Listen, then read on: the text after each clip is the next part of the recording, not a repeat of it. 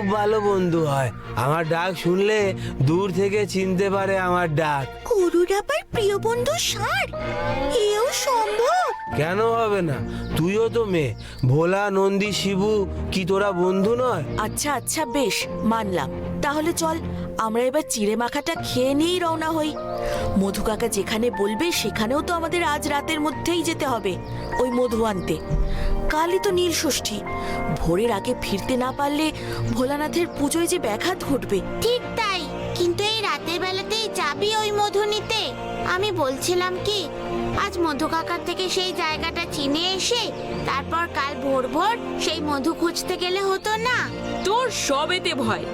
আরে বাবা, শ্বেতপদ্ম তো আর কোনো রাজবাড়ির প্রাসাদে ফুটে থাকার জিনিস নয়, তাই না? সে ফুটলে কোনো জঙ্গলের ভেতরে থাকা পুকুর বা ডোবাতেই ফুটবে। ঠিকই বলেছিস শিবু, কিন্তু আমাদের হাতে যে আর সময় নেই, তাই যা করার আজ রাতেই করতে হবে। আমিও এই ফাঁকে কটা খড় চিবিয়ে নেই। খড় ছাড়া আমার আবার পেট ভরে না।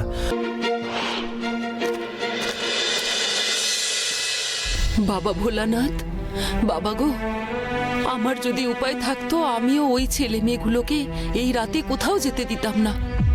কিন্তু এখন যদি ওদের আটকাই তাহলে যে আমার সাথে সাথে সবার পুজো বন্ধ হয়ে যাবে, তার সাথে তোমার পুজো অসম্পূর্ণ থাকবে।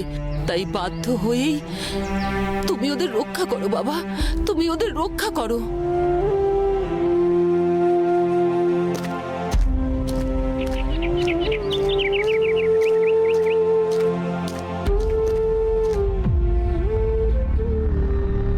মহেশ, এবার তাহলে তুই তোর সেই বন্ধু ভৃঙ্গিকে ডাক।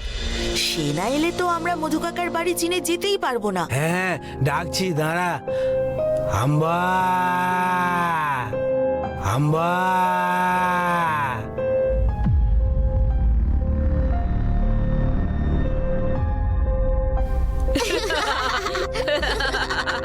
কই রে মহেশ, তোর ডাক শুনে কাক শকুন ছাড়া তো কেউ এতটুকু নড়ে চড়েও বসলো না। এই যে তুই বললি ওই ভৃঙ্গি নাকি তোর খুব ভালো বন্ধু। বন্ধুই তো। তোরা কি জানবি গরু আর ষাঁড়ের বন্ধুত্ব কাকে বলে? একবার ডাকে শুনতে পাইনি হয়তো। এই দেখ, এবার ডাকবো, সঙ্গে সঙ্গে সে ছুটে আসবে আমার কাছে। আম্বা, আম্বা।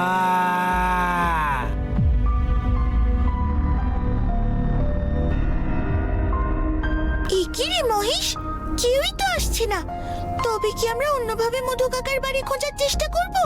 আমারও তাই মনে হয়। হতেই পারে মহেশের সেই বন্ধু ষাঁড় এখন এই চত্বরেই নেই। চল আমরা মধু কাকার নাম করে খুঁজি। আরে আরে করো কি? আরে আমি যে চাপে চেপে যাব গো। এ কি, এই ইঁদুর এখানে এলো কি করে? ও মা, কি সুন্দর দেখতে দেখো একে। কিন্তু এই রাস্তার মধ্যে ঘুরছে কেন? যে কেউ তো ওকে মারিয়ে দিতে পারে। অত সহজ?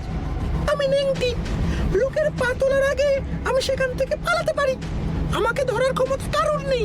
সে না হয় বুঝলাম, কিন্তু তুমি কথা বলতে পারো, আবার আমাদের কথা বুঝতেও পারো। আমি সব পারি। আমি যে সে নেংটি নই গো, আমি সবার ভাষা বুঝতে পারা নেংটি। ইঁদুর সমাজে আমার বেজায় নাম। কিন্তু তুমি এখানে কেন এসেছো সে তো বললে না। নেহাত তুমি ভোলার পায়ের তলায় আছো তাই বাঁচলে। আমার পায়ের তলায় থাকলে কেউ তোমাকে বাঁচাতে পারতো না।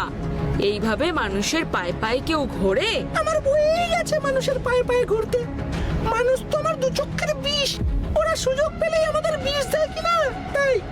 না, বিষ দেবে না। তোমরা যে আমাদের ঘরের সবকিছু কেটে কুটে একসা করো, আর অতই যদি মানুষকে অপছন্দ, তখন আমাদের পায়ে পায়ে ঘুরছো কেন শুনি? আমি এখানে এমনি এমনি আসিনি, এসেছি এই গরুর ডাক শুনে। ওর নাম তো মহেশ, তাই না? এই, তুমি আমার নাম জানো? জানি গো জানি।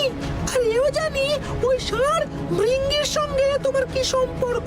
সে আমাকে তোমার কথা অনেক বলে। আমি তো তার গোয়ালেই থাকি গো। সে আর আমি সব কথা বলা বলি করি। সে আমায় বলেছিল তুমি খুঁজতে এলে আমি যেন তোমার কাছে আসি। দাঁড়াও দাঁড়াও, তুমি মহেশের ডাক শুনে আমাদের কাছে এসেছো? কিরে মহেশ, তুই যে বললি তোর ডাক শুনে ইয়াব বড় ষাঁড় আসবে, শেষে কিনে এলো এই নেংটি। সত্যি মহেশ, তোর ডাকের ক্ষমতা দেখে আমি তো অবাক। আরে দাঁড়া দাঁড়া, সেই ষাঁড়ই তো ওকে সব বলেছে। আর ও মহেশের